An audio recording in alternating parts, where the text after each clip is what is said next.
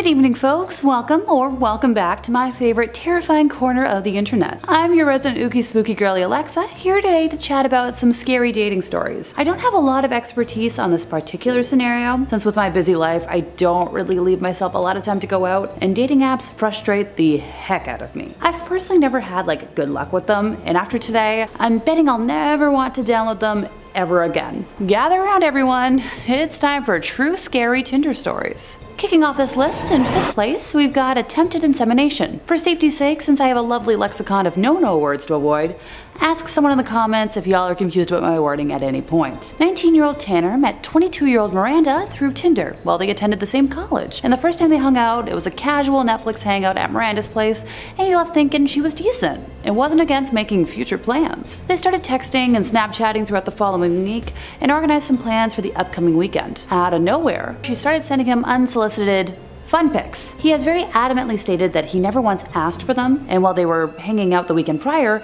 there was no fun activity at any level. While it caught him off guard, he wasn't put off by the advances. Fast forward to the weekend, Miranda and Tanner are hanging out at his place with his roommates when she asks if she can stay the night, and Tanner agrees to it. Being a gentleman, he offered to take the couch, but she mentioned she'd rather share his bed, something he's open to. As things move to the bedroom, they engage in consensual intercourse, with Tanner shedding his condom after the event's end. After lying together for a few minutes, Miranda gets up abruptly, grabs the condom off the floor, and runs into the bathroom. Tanner was a little confused, maybe a little concerned, but didn't read too much into it until he heard a loud crash in the bathroom, Miranda cursing, followed by no response to his query if she needed help. Out of concern, thinking she fell and, cracked her head open or something, he approached the washroom, witnessing Miranda standing in his shower with one leg propped up, trying to shove the condom up her, hoo-ha after she had flipped it inside out. Tanner rightfully panicked and slammed the door, unsure of how to act. Miranda quickly left, and Tanner never heard from her ever again. While this story might not seem as horrific as others to come, it definitely left my mind boggled. In 4th place, we have a multifaceted date. On a random lonely fall day, resident lonely heart Nicholas was swiping and matched up with a lovely looking lady named Holly and sent off a hello to kickstart a conversation. While I might not be much of a dating app expert, that's quite often a long shot way of catching attention, but hey, it worked. Holly immediately offered to meet up, and Nicholas jumped at the offer, with the duo deciding to meet at a nearby frozen yogurt spot. When he arrived, Holly was already deep in a bowl of dessert, so he purchased his own serving and joined her, with the duo exchanging the usual small talk to break the ice. Eventually, the topic of school came up, and at the time, Nicholas was a junior in college, so he told Holly about what he was studying and that he wasn't entirely sure what he wanted to do after he graduated. She laughed in response, saying she knew exactly what he meant. Who doesn't? Holly explained that throughout her time in high school, she regularly wore men's clothing, and as a result, had an interest in designing men's clothes. So naturally, Nicholas asked if she was studying fashion, and she responded by telling him that she hated high school so much that she decided not to go to college, which, honestly, I can kind of understand. She continued by saying that she was a very creative person, and that she was writing a book before also casually mentioning how she was in the process of starting a photography company. Nicholas asked how those were going, and she said that they were more theoretical than reality at that point, going on to explain that her backup plan, if none of the other endeavors panned out, was to become a surgeon. Although she lacked any of the training for it, Holly gleefully told Nicholas that she could see herself going down that path because she wasn't afraid of red bodily fluids and gore, which grossed Nicholas out. Without prompting, Holly continued by telling him that she was certain she could handle the graphic nature of being a surgeon because she personally euthanized a sheep that past summer, describing the ending in detail, going as far as mimicking the human-like shriek that the animal made when she ended it. Now this is where most people would probably start, making a run for it, but Nicholas was determined to see if there was more to this wild tale. Alright, Holly went more in depth with details, claiming that her family regularly euthanized goats and sheep as part of rituals for their strong shaman background. She hushed her voice as she leaned in and said that her religion had actually gifted her with psychic powers, which manifested as voices in her head, and those voices were so strong that they were telling her exactly what to write in that book that she had already mentioned. At this point, Nicholas finally made an excuse to leave, blocking her, and never heard from her ever again.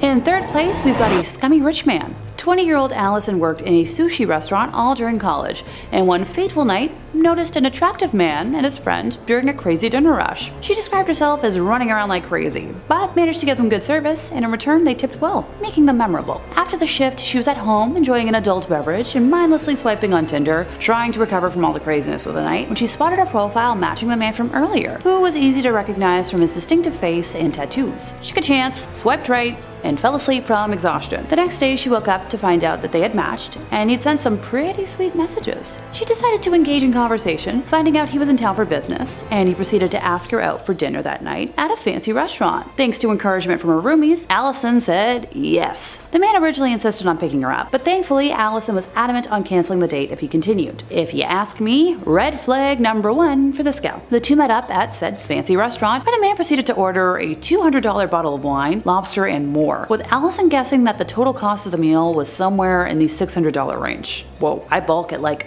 a $20 meal, but that's just me. Apparently the conversation started out normal enough, but Allison soon found out that not only was the man married, but allegedly he was in an open relationship. Rightfully, she didn't believe him, so he called his wife on the spot after texting her photos of Allison. Apparently the wife was bi and asked her husband to invite Allison to their home in Cancun for some fun together. Red flag number two. Once the call ended, Allison decided to ask the man how he afforded his lifestyle, and he casually mentioned that it was through a drug cartel, quickly trying to reassure her though that it was all safe and on the up and up. Being a sensible person, Allison immediately tried to leave, but he followed her to her car. He was showing her photos of his wife, saying that she should really go to Cancun with them, and that she owes it to him to go back to his hotel room, since he spent so much on dinner. Finally, trying to force her to kiss him. Allison was eventually able to get into her car and get away, but was terrified he was going to follow her home. So she drove around for a while, and eventually opted to spend the night at a male friend's home for safety. Oh, and deleted Tinder the moment she got home. In second place, we have a first date gone sour. User Teeny Gecko on Reddit is to thank for sharing this horror tale with the interwebs, and since my tongue is in the mood to trip today, for simplicity's sake, I'll refer to her as Teeny. During a day of mindless swiping, she came across the profile of a guy named Carlos. Thought he was cute, and as one does, swiped right, which resulted in an instant match. They chatted for a while and made plans to meet up at a local carnival at 9 p.m. the next night. Teeny arrived on time but heard nothing from Carlos until he called her at 9:30, claiming to have overslept from a nap, and she told him not to bother showing up, saying they'd try again another time. Unfortunately for our romantic pairing, Teeny's dad suddenly took ill, and she spent the next 6 weeks visiting him daily in the hospital. And between that and work, didn't really have time to date, which made Carlos angry. He made a fake Instagram account, which he used to follow Teeny and everyone that she followed. One night in particular, Teeny's sister had flown into town to visit their dad, and they had gone out to dinner with a group of friends, which had been posted to a friend's public Instagram story. Carlos showed up at the restaurant to confront Teeny, yelling all sorts of profanities. Yeah, I don't think I can say those. And thankfully, a waiter who witnessed the entire exchange called the police. For over 10 months, since Carlos had Teeny's number, he kept calling her using different phones, and she'd pick up the phone to hear only the sound of him breathing. One day in particular, Teeny was expecting a call from a friend and noticed a missed call from a landline she thought belonged to that friend, so she called it back and wound up talking to Carlos's mom. She took the opportunity to tell his mom everything, shaking the entire time, worried the mom wouldn't believe her. Now, lucky for Teeny, not only did the mom believe her, but begged Teeny not to call the cops, but to call her directly if she ever heard from Carlos ever again. Thankfully, there's a happy ending to this listing because Carlos never contacted Teeny ever again. In our first place today, we have a stalker. Just a warning for y'all out there watching, this is probably the most my stomach has ever been nauseous while working on a video. In terms of content warning, I will be discussing life ending, so if that's triggering for you, please just skip to the conclusion or feel free to skedaddle. I promise you're not gonna hurt my feelings. Our story begins the same as the rest, with 21-year-old Britt scrolling through Tinder, finding a 27-year-old named Matt that seemed pretty neat. They worked in the same industry, both enjoyed Star Wars and other fandoms, so she swiped right. Of course they matched, or else I wouldn't be talking about the sicky tale today. They talked for hours that first night and realized they had mutual friends, so Britt felt safe enough to meet up with Matt for a public date. The date went well and evolved into a steady relationship. Things were never perfect, with Matt being somewhat transparent about struggling with some mental health issues, but they were undeniably in love. Matt was constantly posting on Instagram about how much Britt was the one, and she was thrilled. After 4 months of being together, the couple had their first fight, arguing over a reaction Matt had to Britt joking with a coworker about safety. Britt suggested they take a small break to regroup, feeling unsafe with the level of anger Matt had shown, which led Matt to scream at Britt in the public setting they were in and stalking off.